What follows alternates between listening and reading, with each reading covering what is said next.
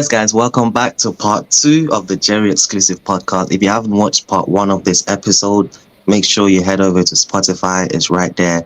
You can watch it before coming to this episode. We talked about a lot of great things. Zewelanji, we ended up on marketing. You're obviously a marketing student. I feel like you're a marketing genius because you were talking about the behavioral side and everything like that. But yeah, if you want to touch up a little bit on that, then go check out the part one of this episode. But I want to sort of open up this part two, talking a little bit about you. You know, I've been thinking about this question. I want to ask you, like, if someone asked you to sort of write an autobiography about yourself, what are the key details that you would want to include in that? I'd say one of them, obviously, is like, because I'm an international student, so coming from Zambia all the way to the UK to study would be a big aspect, because it's jumping from a seemingly quiet-ish country to like now this place that has so many people. It's so busy all the time. I'd say, yeah, definitely my journey coming to London and kind of just trying to figure out my way here. I'd say, yeah, that's one of the main ones. And then obviously an autobiography, I talk about the people that inspire me. So my family inspire me to be better and everything. Then also my faith. I'm Christian, so my faith is like a very important aspect of my last main point, actually. Come a little bit closer. Don't be shy. If you guys want to win up to £200 worth of Amazon gift cards, then you need to listen to this quickly. I just need you to do 2 steps. Click that link, check out the free preview copy of my unreleased book, read the copy, and then go back to the website, then leave some feedback on how you thought the book was. That's all you have to do, guys. It's going to take you no more than 2 minutes. So don't tell anyone, because like I said, it's a secret. I don't want everyone winning £200 because, you know, I'm going to go broke. So just keep it on a hush. Do that for me, and it's going to be great. It's my faith, because I'm Christian. It's mainly my faith that carried me to it. So I'd say, firstly, coming to London in a totally different environment. Secondly, my family they inspire me to always push myself. Third, and then I'd say, yeah, fourth, marketing.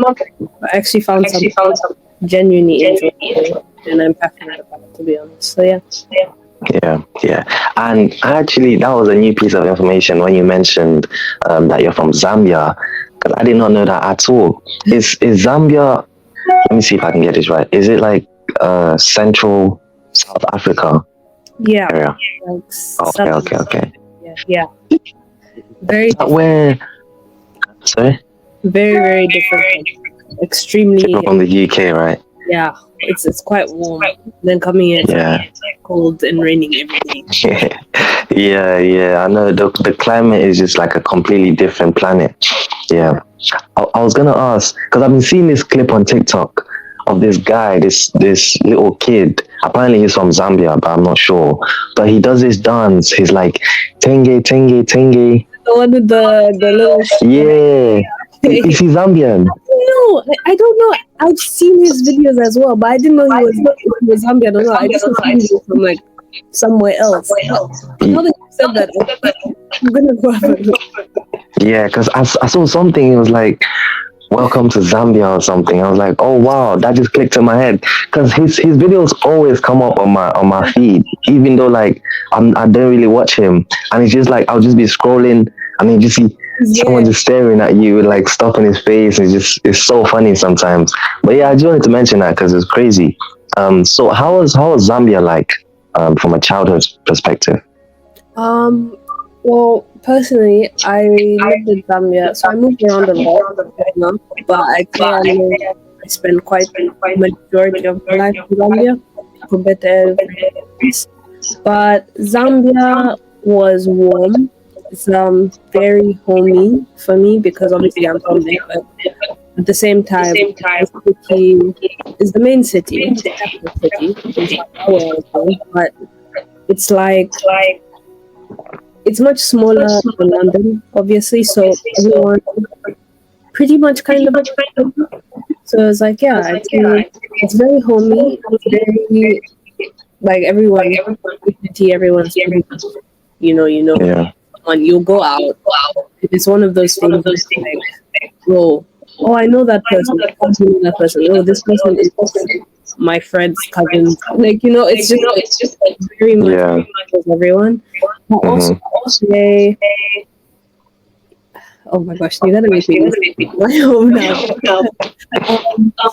Yeah, I just say Zambia is really homey, culturally, everything I stand for, and the beliefs and the not just like faith, I mean like just personal beliefs as a person and the things that were instilled very much come from my culture and like and everything.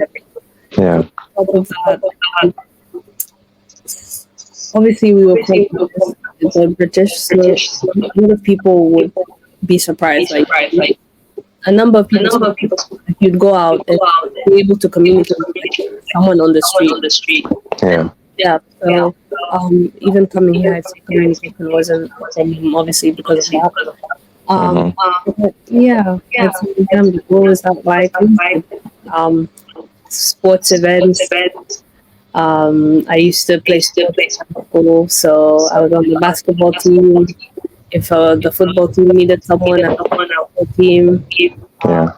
But yeah, I'd say, yeah, Zambia is very funny. Yeah, that sounds like a nice sort of childhood experience. And when you were talking about like everyone knows everyone in a sense of the communities are so closely tight knit, I can relate with that so much. I think it's the same with a lot of Central or Western African countries. Everyone knows their neighbors. You can literally walk out of your house and just go into your neighbor's house and just sit on the couch like it's your house. And it's just normal. Everyone's door is always open. But here it's so different. Like I probably know like one or two of my neighbors and I barely know them, and you just rarely see them and stuff like that. So I think that's a big difference moving from Africa to here. Yeah. I want to talk a little bit about sort of your professional experiences, your internships and stuff like that. But before we delve into that, we're going to take a quick 10-second break, guys, and we're going to be right back. Don't go anywhere. If you are someone who is particularly interested in spirituality, then this is for you. But if not, then that's perfectly fine.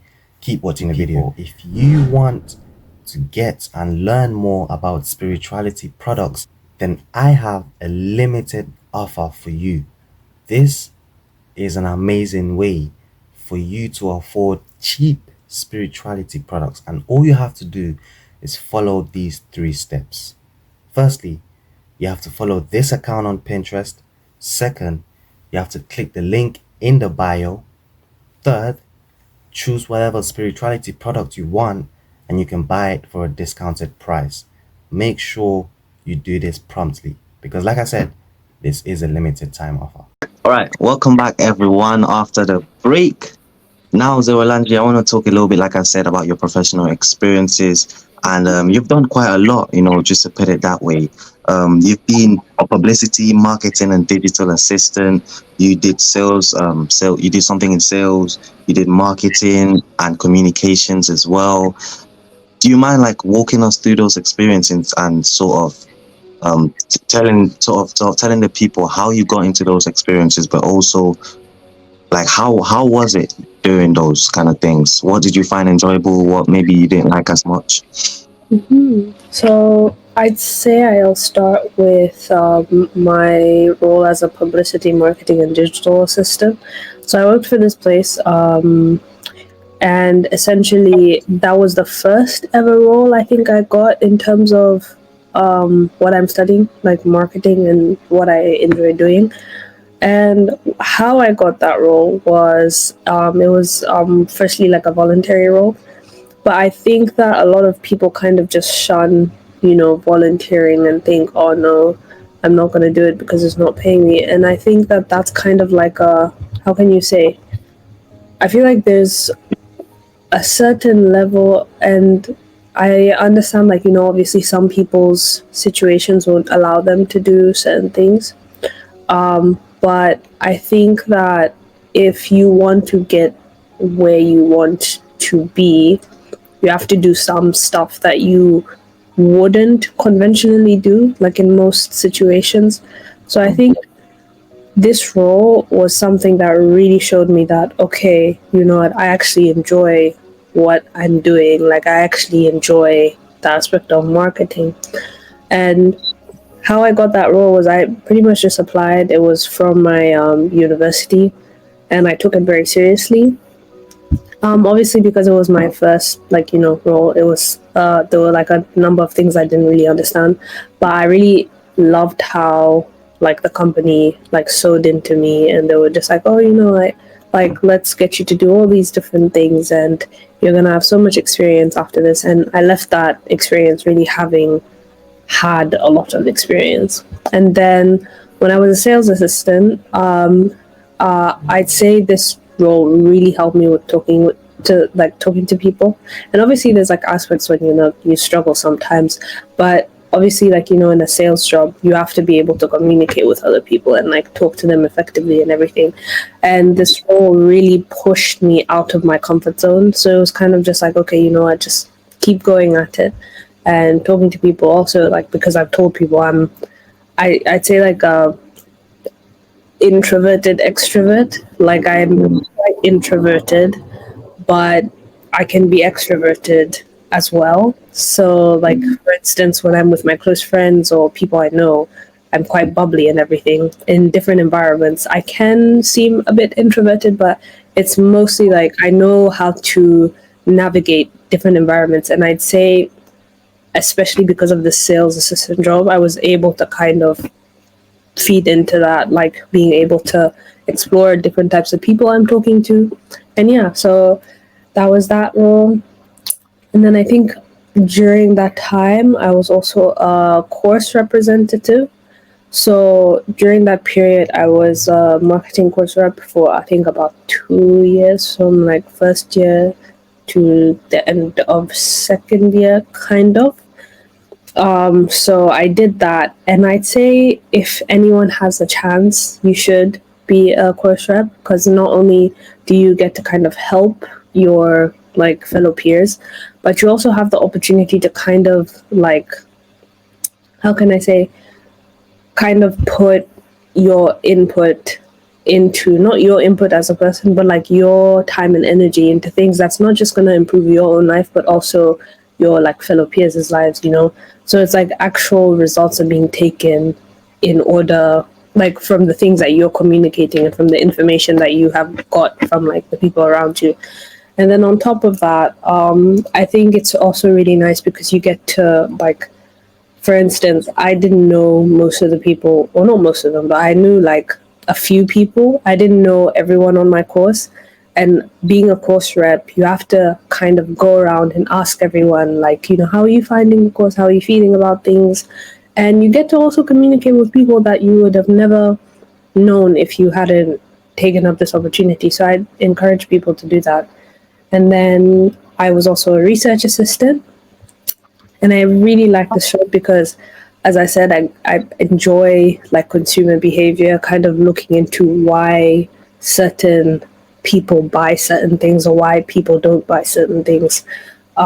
So being a research assistant kind of allowed me to interview people, and obviously I can't disclose the research I did because I don't think it's been released yet, but it really delved into a specific area in research and finding out why people, shop in these certain like ethical or unethical ways. So I was like, okay, this is a very interesting topic. I would like to do it. I would like to help out with it. And in interviewing people, it was really interesting because the answers that you would expect people to say sometimes are not the answers that they would give you. So I'd say, how did I get this role? I asked. I remember there was like a lecturer who was the head of doing this research. And someone just told me, I was like, yeah, well, he's doing that. And I was like, maybe I would like to help out with that. So I just went and I was like, hey, can I help? And he was like, yeah, sure, just send me your CV or something. So also, I think people get scared and say, oh, no, I don't have experience because of these things. But I'd say just do it, just ask, just apply, because you never know. Like, half of the time you just apply for random stuff and you end up getting it. And it ends up being something that was ultimately life-changing. Like I'd say even my current role, so I'm like a marketing and publicity intern at a specific company that deals with like private equity and all that stuff. And I'd say this has been like a role that I have like enjoyed so much, because not only have I learned so much, but I've like grown so much. And there's like things that I wouldn't have known or been able to experience if I had not taken up this role, if I had not applied, because sometimes, you apply for things, but you don't have the confidence that you'll get it. And like, like I ended up getting it, and I'm grateful for that. And I just really, I enjoy it. Yeah, it's really nice. Oh, nice. That's a great rundown too. So all your experience. This is not a myth anymore, guys. Global warming and climate change is right here, and it's not going anywhere for quite a long time. If you want to learn more on how to reduce your carbon footprint and how to adopt more eco-friendly practices into your lifestyle, then this is the blog for you. Make sure you follow this blog on Medium. It has tons and tons and tons of engaging blogs that will teach you and explore with you the different ways that you can make your life more sustainable, more eco-friendly, and more green. But also, if you're someone who is interested in finance, then don't go anywhere, because this same blog, guys, also focuses on exploring sustainable financial practices. So this is the perfect blend. Not only finance and the money and the assets and the financial industry, but you also have eco-friendliness, sustainability, and how to reduce your carbon footprint. These two go hand in hand, and if you are interested in such topics, then do me a favor, go to the Medium site right now. You can even download the app and follow the blog page. You can do that quickly. It doesn't take any time at all, but it's gonna have a massive impact on teaching you on how to improve your lifestyle and how to have a much more sustainable impact on the planet. And the one trait that I can sort of see that stands out is you taking the initiative to take that first step and say, you know what, let me try this, let me do this. I might not be experienced in this, I might not be fully confident, but let me try it anyways. That actually makes me think a lot about this quote from Giannis Antetokounmpo. The end. You don't know him? What's the quote? Maybe I'll know the quote, but I don't know. Okay. That's crazy. All right. So Giannis, right? There's this documentary. He basically says the difference between a coward and a hero is how you deal with fear. And I feel like you deal really well with fear, and you move, head on towards things. And that's what I can take from all of your experiences. I guess the question I'm wondering about is, when did your sort of those experiences start? Was it all the way from year one, or maybe did you ease into it from year two? I think the first one began when I was in first year, which was my course rep role, which was like the starting point. And I was like, could I be a course rep? Fine, let me just do it, just to see what it's like. And then from then, I think that desire to like keep pushing to doing different things was like, you know what, let me just apply for something else. And then during the summertime, I was going to stay in like my uni comm, and I was gonna be here, and I was like, oh, I have nothing like that I am going to be doing. Maybe I can like try and look for work experience. And that's when I ended up finding my publicity, marketing, and digital assistant role. And yeah, I'd say it started from that point, from being the course rep to then saying, okay, you know what, I think I'm a bit comfortable now as course rep. Then let me try and do something else during the summer so that I can keep myself busy and it ended up being like kind of like a stamp into, okay, I actually enjoy marketing a lot. Yeah. Yeah, that's great. And also, I think this is linked to your current role. Let me see if I can get this right. So you got a certificate from the African Private Capital Association, right? Do you mind sort of elaborating a little bit what that was about and how you got that? Essentially, I just joined their platform to be able to work or not work to be able to like gain experience in like what they deal with, because I come from a marketing background, so being able to like go into something that deals with like essentially like investing and everything, or like private equity in businesses and stuff, was not directly linked to what I study. So I was like, I kind of want to be able to understand that, so I took the time to like separately gain that certificate so I can like further understand the role that I'm going to be dealing with. So yeah. Oh, okay, nice. So that was like marketing and private equity mixed together almost. I'd say so, but more so like from just like a personal perspective, just like to kind of delve into it to be able to like grasp more the type of audience that I'll be catering to. Yeah. Yeah, nice. And what's your favorite experience of all of them? Out of all of them, I'd say my current role. Yeah. I think right now, but mostly I think each and every one of them has brought value to me in many different aspects. But like I can only talk about the present, what I'm doing. I think you always end up enjoying what you're doing at the moment. So yeah, that's what I can Yeah, say. yeah. And do you have any sort of advice for anyone, like mainly students, but it could be people who maybe aren't at the university stage yet, or it doesn't really matter what stage they're in, but do you have any sort of advice for someone who's looking for a specific work experience or just looking to break into an industry, like gaining experience? I definitely say don't ignore volunteering as well. Not even if it's like not to do with like what you're doing. I'd say like just go for it. Even if like being a representative for your course is like, even if they pay you, cool. If they don't pay you, okay. Don't just shun certain things away just because of that aspect, because sometimes as I said previously, like you sometimes have to do stuff that you wouldn't usually do to just get to the position you want to be. And then on top of that, just apply for anything, because you never know, those 100 applications, if you wanted a specific job, maybe it's not the right job for you at that time, but something else that is right for you at that time will come about. So I definitely say just put your best foot forward and just go for it. Anything, like literally at this point, anything is possible. Like anything. Yeah, Yeah. yeah. I think that's great advice, and I think the bit about sending out 100 applications, I think that's really important, especially in the modern age where sort of trying to get a job is so competitive, especially if it's sort of in a professional, financial, even marketing or like a legal sector. It's extremely competitive. I read somewhere where this guy, he had to send out like 478 banking applications to get he actually got good returns. He got like 50 interviews from it.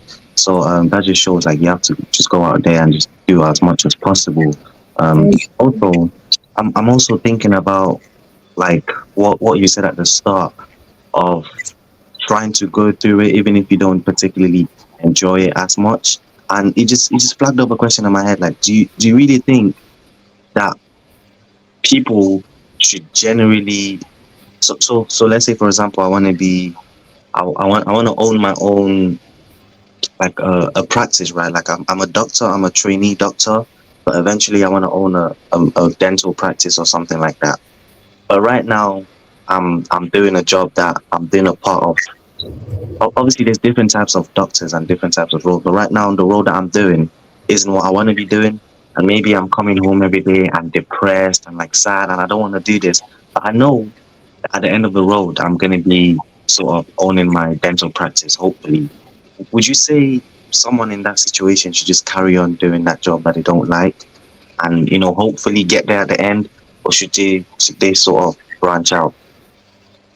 I'd say, because I can only like give an opinion based off of like my situation, but like I do know that I can give an example of like someone I know, or it's like a situation I know. Someone had to kind of start as a runner on set, even though they wanted to end up becoming a director or like working behind the camera. So it's like you start from small to end up, because you don't just wake up one day and you're like, oh, I'm a CEO, or oh, I'm a, you know, this big person. Like there's steps, or there's things that you have to kind of sew into to be able to kind of like get to that stage eventually.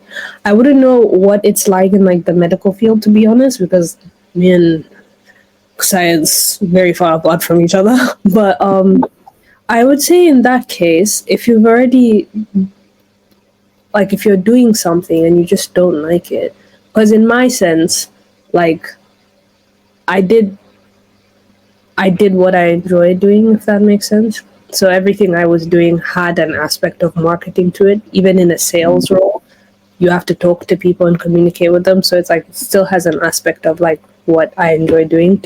So in that aspect, I think that the person would potentially have to leave if it is affecting you and your mental health like horrifically. But if it's in a situation where like you want to own your own practice one day, and this is like a stepping stone to where you want to reach, because I know even in like as like situations like apprenticeships, right? You start some apprenticeships, you have to start like quite small, and you can't you have to like do that and then at the same time also do your exams at the same time. So getting experience and exams at the same time, but it's like you're not starting, you don't always start at like a, let's say marketing consultant apprenticeship. Like you don't always start at that very big role. You sometimes have to start, just as a marketing apprentice or something like of that nature.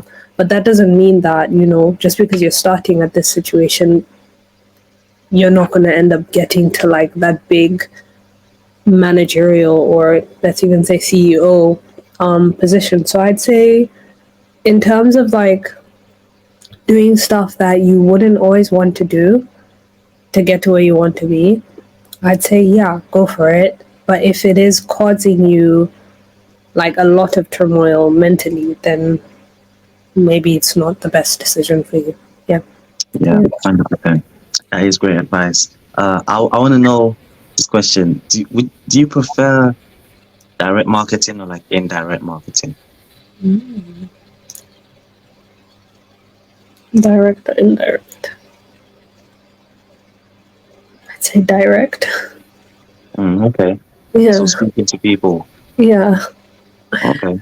Aspect of me, like, I enjoy the speak. It depends, to be honest, because I like the aspect of speaking to people, especially when it's on something that I enjoy. Because when you're passionate about something, you're like really like like let me tell everyone about it. But like Yeah. I think also the introverted side of me would rather like sometimes be behind the scenes. Mm, But if I'm being honest, yeah, a part of me does see myself in the future dealing more with like direct, maybe one day B2B. Yeah. So okay. Yeah. And I can relate a little bit also with a couple of guests that I've talked to on the podcast, with being an introverted extrovert. It's yeah, it's it's such a common trait, You can see someone being really extroverted and you think like, oh, that's a very outward going extroverted person, but really deep down, like it's me, just for like example, is just very closed up and introverted. How would you say you managed to go from a very closed up person and being able to sort of, you know, branch out and open up yourself, but while maintaining that integrity as well? Do you want to transform your fitness journey? I'm guessing yes. If the answer is yes, then you're in the right place. Make sure you follow this Instagram page for hundreds and hundreds of different workout videos that will take your fitness to the next level, improve your health, and it doesn't even matter what age you are or what fitness level you are. The videos are set for different challenges and different expertise levels. So this is a page for you guys. Don't miss out. Whether it's you want to accomplish a certain fitness goal, or you want to look good for summer, or you want to look good during winter, whatever it is, this fitness page can help you get there. So follow the fitness Instagram page and stay tuned for new updates and new videos. Let's go. What sort of maybe strategies or like what sort of mindset did you have to adopt to go from, like maybe very shy, socially anxious, to being able to mingle and like socialize better? I'd say, again, I'm gonna link it back to one of the jobs I had, being a sales associate. So it kind of like, and if you can ever like be like a sales assistant, then definitely put yourself in that position, because it forces you to be able to communicate with people. It forces you to be able to talk to people. So I think that putting yourself in positions where you have to get rid of that fear is always going to help you tackle that fear of talking to people. And then I'd say also like reading books about like certain, like being able to like communicate with other people or like that type of stuff. I haven't read a couple myself in like a long time, that like, the information has like left my brain a while ago. But I'd say like a number of people I have spoken to have like spoken about a certain book called How to Win Friends and Influence People, and they've said it's good. So that could probably be a good book to like read on how to like communicate with people of different like, status or like just anything. So yeah, I'd say like putting yourself in environments where you have to force that fear out of you, because at the end of the day, life is about communicating. Life is about being able to talk to people, and Yeah. For example, someone? Yeah, go on. No, I was gonna say, for example, this podcast, like forcing yourself to get out of your comfort zone. Yeah. That's literally a perfect example. I was gonna ask you, are you someone who's sort of an avid reader? Do you read a lot, or is it something that you do every now and then, but not as much? I'd say I have a problem with, I see a nice book and I'm like, oh my gosh, let me start reading it. So like obviously just going back to my faith, I do read my Bible quite a lot, but also on top of that, I have this book right here that I started reading. It's called War and Peace. It's like a Russian book. So I'm trying to like get into like reading, because I heard it's like quite good. So I'm like, okay, let me see what that is about. I'm not nowhere close to finishing, because it's like it's this thick. Oh wow. Yeah, and this is just volume 1. So Wow. it's just as thick. So I'm like, I'm taking my time. Like even if I read 1 page a day, that is great. I don't care. Yeah. But I'd say like, I do read like both my Bible and like, I'm looking up on my bookshelf, by the way. Like when I look up, I'm just like, okay, I do read quite a bit. Yeah. Yeah.